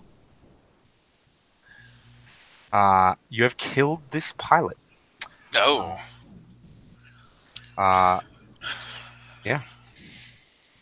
And you see the geyser burst Gigafortress sort of start to slump, and then it sort of lifts its hands and puts them to its busted cockpit, and it sort of holds it, almost like as if it was cradling a child to its chest. And you just see this mech like slump to its knees. Yeah. What are you all doing now? Are there other enemy mechs around? No, I think the Banshees are probably finishing those up. All right. In that case, Eyebright is going to touch down and maybe find, well, before I land, I'm going to find what I hope is a sturdy tree to brace the Eyebright against. I mean, you could brace yourself against the building. Okay, that's fine. I'm sorry. Just to hold the mech up, and I guess I will dismount. Yeah, sure. I've got. I think maybe that shot really disturbed Tessa. So she's like maybe naively running toward the Gigafortress with a med kit, hoping that she can do something. Yeah, it's a pretty shitty med kit because it's not even like the med kit equipment that your mech has. Like, it's just like a shitty first aid kit that's in there for like pilots are very unlikely to survive catastrophic damage to their mech. So the med kits, let's not spend too much effort on. It's like a Band-Aid and a shot of morphine. Yes, it's probably just a fucking overdose of morphine. Yeah, and you like run towards it and. Yeah, the Gigafortress seems to be almost crying. Exeter reaches down, holsters the shotgun on its back because that's the only place you can keep a shotgun holster, and then reaches down and picks up the hammer and like holds it over its shoulder and takes a step back, just letting Tessa try.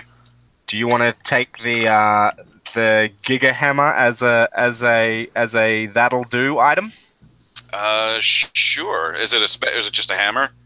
It has the same stats as the mace, except it has the messy tag. All right. Yeah, I'll take the Giga Hammer.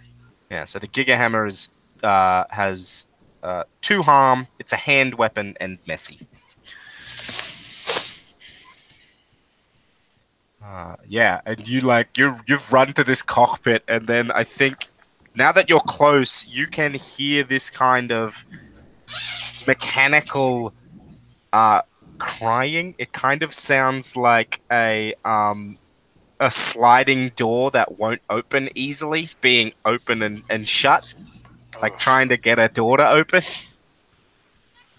Um, it sounds like grinding gears being played at the bottom of a very empty cavern. Um, I guess I'm gonna reach out. I'm gonna reach out to the AI on board and say, Mech, what is the status of your pilot? Under the conventions of Omega Prime, I'm here to render aid. That sounds like. Are you bearing your soul, or are you trying to divine their soul? Um, Are you trying to understand them, or are you trying to make yourself understood? I think I'm trying to make myself understood, Sure. which is probably a bad tactic. But Tessa is an idiot. Yeah. I don't think you need to roll then, Okay, because there's not much you can actually affect the right. AI with. So you're trying to reach out to this mech, and it says the status of my pilot is KIA. Um, Tessa just kind of stops, and she quick question: can the mechs operate without a pilot, or does it have to be a combination of pilot and AI working together? I don't think. I think the narrative within our game so far is very much the mechs can't take combat action alone. Okay. I think maybe the mechs can like maneuver themselves rudimentarily, but like they're not intended for. You're meant to be you are pilots for a reason. They are navigators and Okay. system support. And I think it speaks to you. Uh,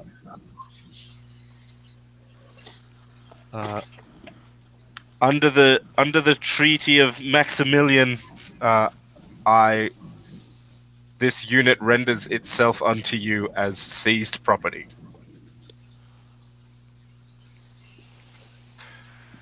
Request permission to purge AI core. Permission denied. I think when she hears that, Tessa is going to do the other move, try to divine their soul. Why does this AI want to kill itself? Mm-hmm.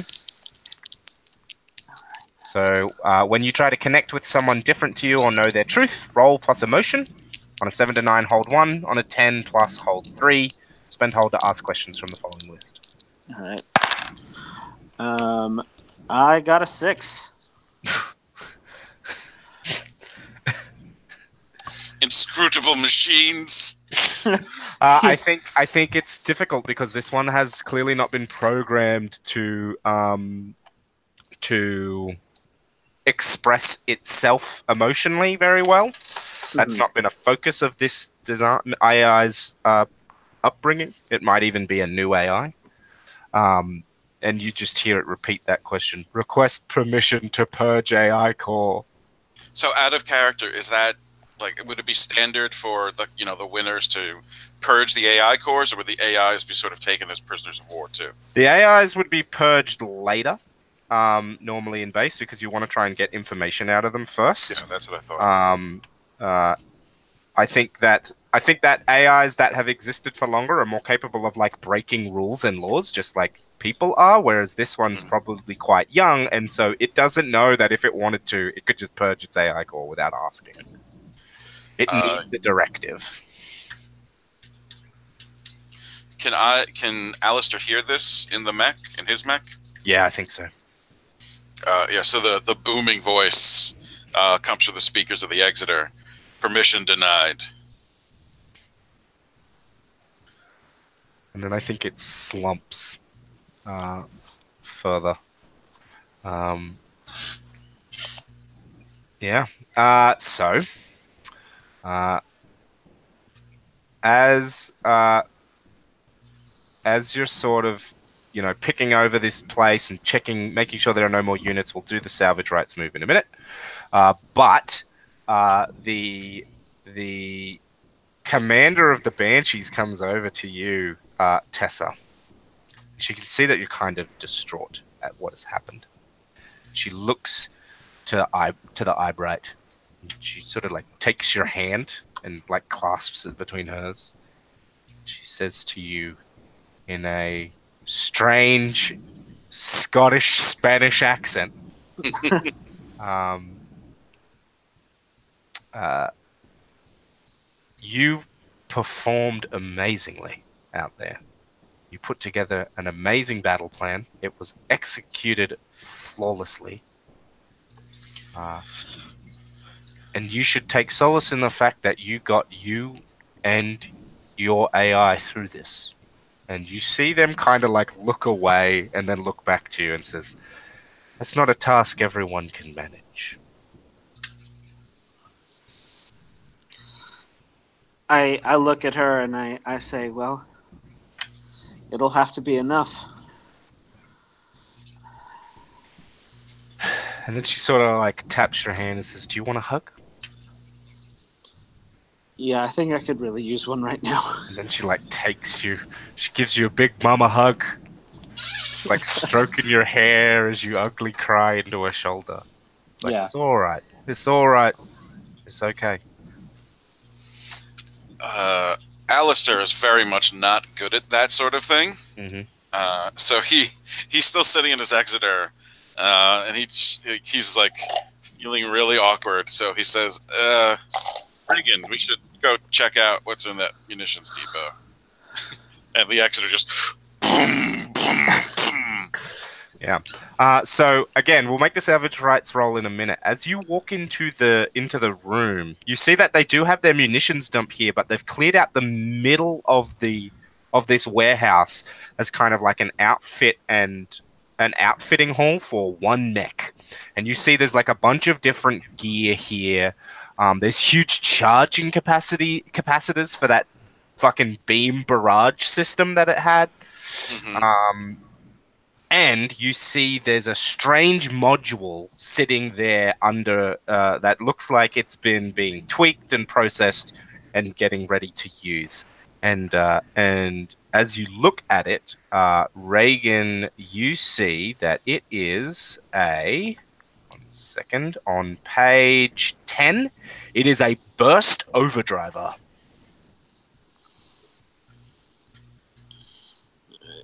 I'm a sec.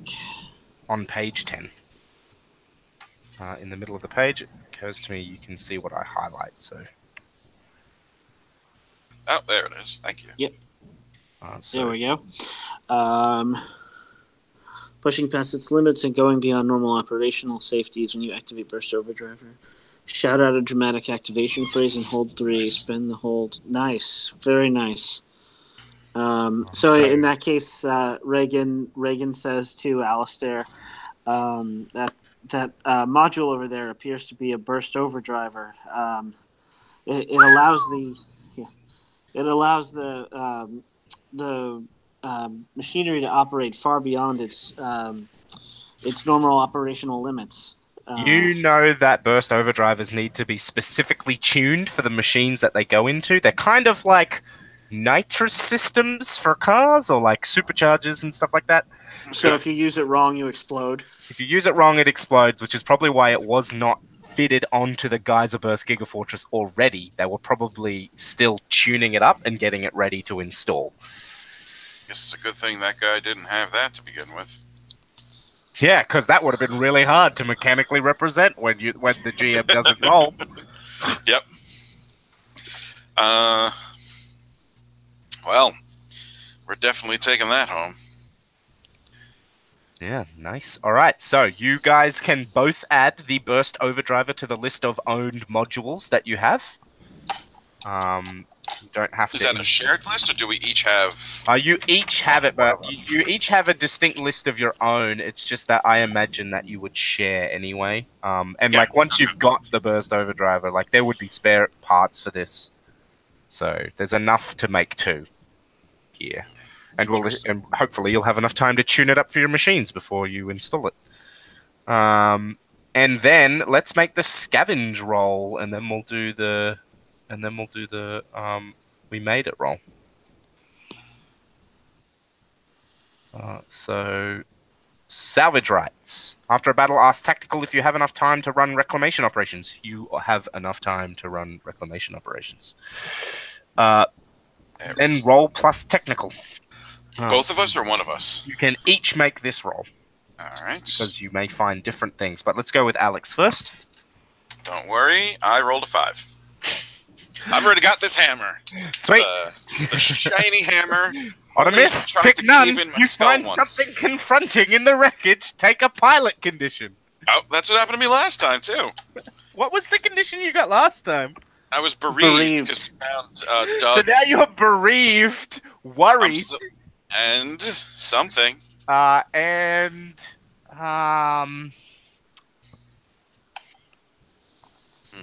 I think you are sickened because as you search this base, you find round the backside of their of this facility on the outside, you find where they were retrofitting the Oscario Pathfinder mechs to look like McDuff mechs, and you see the shredded carcasses of several McDuff mechs here.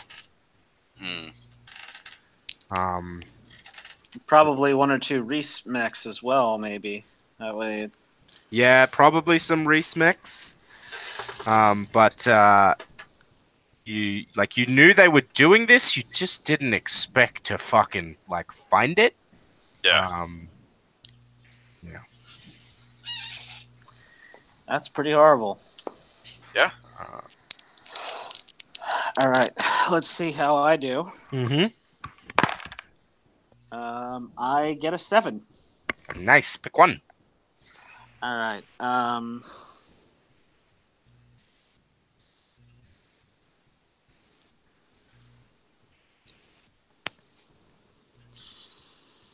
So you could gain synergy. You could take a weapon tag from the enemy. Yeah, I'm looking. I Or think you could gain a new mech module. I think I'm gonna get a new mech module. Sure. So the Geyser Burst Gigafortress had super heavy armor, expulsion burst, which we didn't get to see, beam deflecting paint, which we didn't get to see because you didn't get to attack it, barrage system, and it had transform, which it didn't get to use. Oh. I gotta say, that barrage system would be pretty baller if you're up in the air. Yeah. It'd be very far from Yeah, Overwatch. just unleash a bombing run. I think yeah, I'll go with the barrage system. Sure. And are you going to take beam or kinetic on your barrage system? I'll go with kinetic. Cool. Actually, I don't even think it needs to specify. Yeah, it doesn't need to specify. Okay. Yeah, cool. So you may add barrage system to your list of owned modules. Cool. Eyebright's like, look at this, I got this sick system. It lets me fly up in the air and launch a whole bunch of missiles down at the ground and just destroy everything. And Exeter goes, I got a hammer. This war is hell. Cool. So now we will make the we made it move. So after a battle, you and your AI debrief, run repairs, and heal up. Roll plus synergy. Who wants to go first? This is more of a role-playing opportunity than anything. Did you say Ryan go first? Yeah, Ryan, you can go first. Sure. Sure. So you and the Eyebright are looking at or rather, you and Zephyr are looking over the Eyebright's systems and stuff, and being like, "Fuck, how we? It's a good thing we managed to take this base because I've got no leg on my mech." Yeah. I come back and I say Zeph, how are the rest of the systems looking? I mean, other than the obvious. Fuel's a little low, but other than the leg, we're pretty good. Um, The old girl kept us I afloat see just long it enough. over there, and she points with the mech to where your blasted off leg is lying in the dirt. I'll go see if we can salvage it. sure. All right, make me the roll because then we need to see who's going to share. I got a 9. Nice. Pick one. Pilot removes a harm, mech removes a harm, clear a condition. I think I'm gonna clear the condition. Maybe it was a clean sever. Sure. So with a little bit of retrofitting, we can pop Eyebright's leg back on. Yeah, it's still busted up, but it'll be reattached. And so, who is going to share, the pilot or the mech's AI? I don't know, Zeph. You got anything you wanna? You pick. It's your scene. All right. I feel like we've seen a lot of things from Tessa's perspective. I think maybe it'd be interesting to flesh Zephyr out a little bit, see what they thought about that. And it might be worth going over the AI's agendas again. It's on starts on page 1 at the bottom of page 1. There's some stuff in there that might be useful as prompts. I'll help your pilot reach their goals. So as you climb back into the Eyebright, Zephyr says, "Oh, actually, no, you don't have to be. I forget you have a fancy one." So Zephyr says in your brain, that was an amazing plan, Tessa. You did a really good job. I failed to consider the human element, I guess. Well, it's I guess it's like Alistair said. Things are going to go wrong, but we adapted, and you acted amazing. I'm really impressed. That means a lot coming from you, Zeph, but when things go wrong in combat, people die, and I guess that's something I'm just going to have to get used to. Well, I mean, when things go right, don't people die too? I mean, you managed to keep everyone on our team alive. That's amazing. I mean, one of the Valkyries broke her leg, but Banshees. That was the worst. Banshees, yeah, sorry. One of the Banshees broke her leg, but that was the worst injury on our side. Yeah, I suppose you're right. It just disabling someone in a mech in a sim and disabling a pilot in real life. I just can't.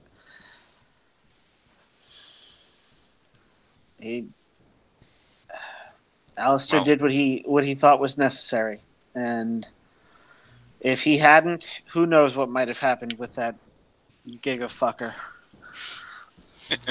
Gigafucker, that's good. Well, I still think you did the right thing. I think it might be appropriate for us to give Tessa a pilot condition. Okay.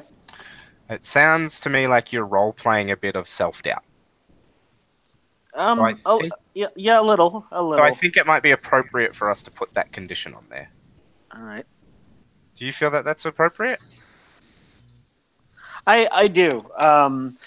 I think that Tessa really thought that she had this whole thing figured out, and from a technical standpoint, she did, because they inserted, everything went according to plan. But the bit with the prisoner, like, what do we do with this enemy combatant who's been disabled? Yeah. And then taking out the enemy pilot the way that Alistair did, I feel like it's something that, like, maybe you're trained not to do, but in the field you can't help but do it. Mm-hmm. there are all sorts of rules about the humane treatment of enemy mech pilots. Because basically, if your mech is disabled, you're trapped in a tin can and perfectly helpless. But yeah. Yeah, for sure. No, that makes sense. Cool.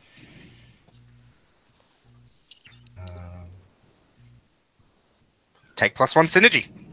All right.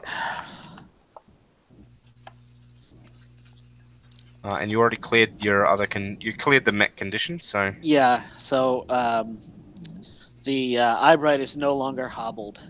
yeah, nice. Let's go over and make the we made it roll for Alistair. All right. That's an 8. Nice. So I'm going to clear a condition because I've got 3 pilot conditions. I'm gonna clear worried because we won that fight. Yeah, that's fair. And maybe Alistair knows he's still got it. Yeah. So, all right, and then who's gonna share in your scene, Regan or Alistair? You know what? Let's make this a AI day. AI thing. Yeah. Sure, Regan.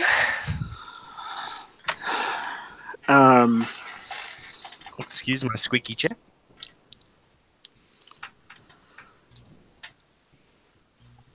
Alistair. Yeah. I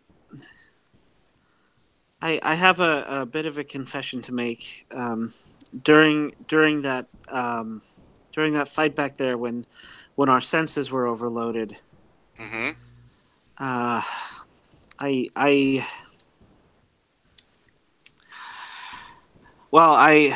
was having trouble focusing on the diagnostics, not being able to see. It was.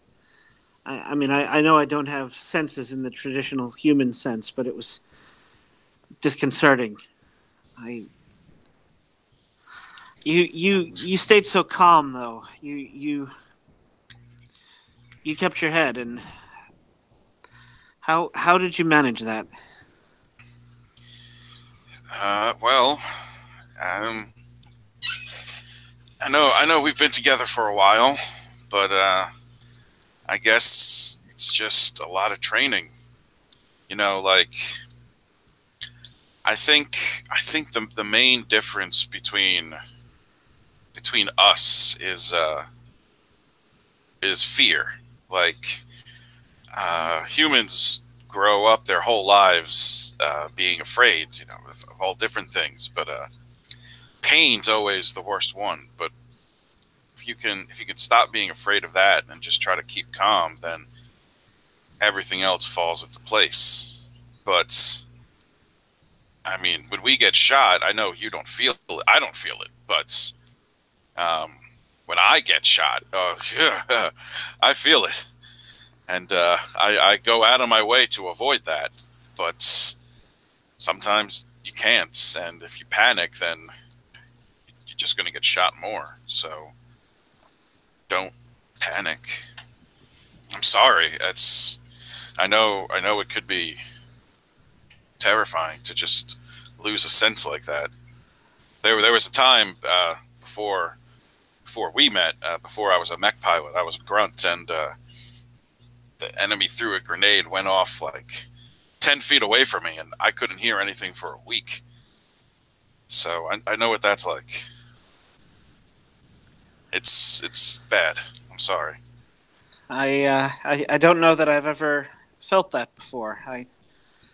I'll try to manage it more in the future. I'm sorry. I apologize if that affected her. It's all right. Just remember that feeling, and then remember that you're in control of your feelings, and you don't have to let that control you. Take a second and acknowledge it, and then tell your fear to fuck off because you're stronger than that.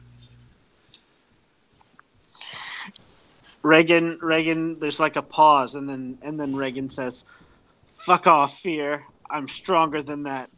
There you go. You got it. But in your head next time, because if you start telling me you're afraid when we're in the middle of combat, that's going to throw my whole thing off, and then we don't want that. So internal monologue for that one. Internal monologue, right? Yeah. I've been working on that one. I know it's been good. So, but just that note, that one is internal monologue. Right. It's been flagged. Good. The kid did good though. She did. It looks like she's having some feelings she's finding difficult to control as well. Yeah. I didn't mean to kill that guy. I thought his armor was better than that, honestly. Well, she is fresh out of training. You know what their stance is in basic about those kinds of things. Yeah. She's a good one though. She'll make it. She got us through it. She did. She got everyone through it. Cool. So take +1 synergy. Yes, which puts me at 4. So then I do the we're bonded thing. So we clear to 0, and then we do we're bonded. All right. So reaffirm your commitment to pick 2. Redefine your relationship. Interchange your demeanor. Remove a condition. I'm going to remove another condition. Nice. Because it's going to be bad. I'm gonna get rid of bereaved. Because I think for Alistair, it wasn't so much that he was mourning Doug, but he was mourning the possibility that that would be Tessa. Yeah, sure. That makes sense. And now you're sickened by the enemy's cruelty, so... Yeah, sickened by the enemy's cruelties, but I know that she can hold her own. Yeah, for sure. So he's not... I mean, obviously it's always, an ongoing fear, but not as much. Yeah, it is not forefront in your mind. Right, exactly. And I am going to take a +1 to one of my skills. Sure. I don't know if I should go harder into violence or try to be good at something else. I mean, you do use violence a lot, so it would not be a waste to go harder into violence. No, it wouldn't. But I might use other things. Fuck it, yeah. I'll do so I'm at +2 violence. Cool. And so you have to reaffirm your commitment to each other. So as you finish up your conversation about loss of perceptions and then fear and then also like your mild concerns about Tessa, you realize that the strength of your relationship with Reagan has increased for having had this conversation, and having discussed your emotion and how you feel. So how do you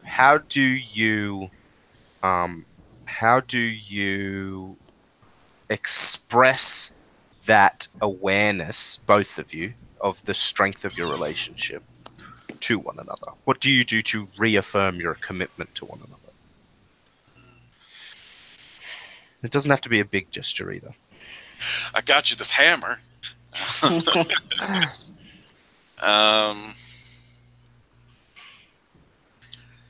We're so Alice, as we're, I guess, because we teleported here, but we have to like walk back essentially, or wait for pickup. Yeah, wait for pickup. So as we're just sort of like walking around, securing the area, making sure we don't get attacked while we're waiting for pickup and everything, Alistair says to Regan, I think we're gonna make it out of here, honey. I think we are too. Nice. That's enough. Yeah, cool. I think that's the end of session then. Everybody's made it, and everybody's salvage rights. So, and just to clarify, that wasn't like a demeaning honey. That was like, I think we all got that. That wife. was Okay. Yeah. I think that term was of clear affection. Yeah, because Okay. we're an old married couple, and Yeah. Okay. I just wanted to make sure. If this freaking mini campaign doesn't end with Alistair proposing to Reagan, I'm gonna be so pissed. Hey, what makes you think we're not already married? Just the way you act. Yeah. I feel like you've been in a 10-year engagement period. It's been a will they, won't they for 10 years. Yeah. We say we're gonna get married after your last tour, and you just keep signing up for them. So Just keep signing up for more tours. That's real commitment issues. So that's one way. That's one way to put it off. Oh, jeez. Cool. All right. Well, I think that was a good session. We got to try out some new mechanics, which was nice. Yeah. We got to see how deadly combat can be. Very. Oh, we we realized that it's give condition or give harm as punishment, never both.